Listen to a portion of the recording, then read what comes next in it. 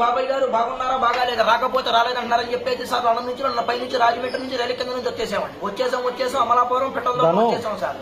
వస్తా మరి మీకు ఏమన్నా తీసుకురాపోతే మరి బాబులో పోతున్నారని చెప్పేసి బాలకృష్ణ బండిని చిరంజీవి షర్ట్లు మహేష్ బాబు ప్యాంట్లు బ్రహ్మానంద కడ్డాలు తెచ్చాము. మరి మీరు ఒక 5 10 ఇస్తే పక్కట్లో కూడా టీలోకి వస్తామని హెలికాప్టర్ నుంచి బట్టలు దిగిపోతాయి. మరి మా ఇంట్లో ఏప్రాలు దెబ్బలాడుకుంటే సార్ గారు నాపరాలు పగిలిపోతాయి.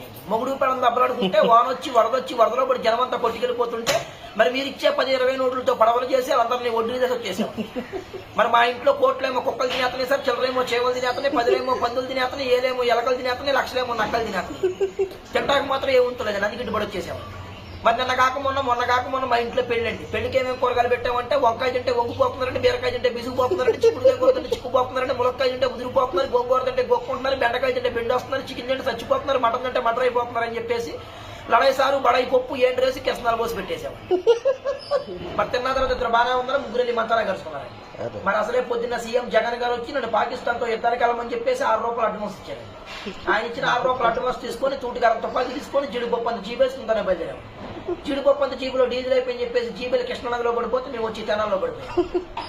మరి మా ఇంట్లో బంగారం బాట్లాడుతుందండి, వెళ్ళి ఏట్లాడుతుంది, లక్షమంది తూట్లాడుతుంది. మరి మా ఇంట్లో కేజీ బంగారం కుక్కనాకి చెప్పి చెత్త కుక్కలో పడేసామని కోడి పిల్లలు ఒక లెక్క వచ్చేసాం.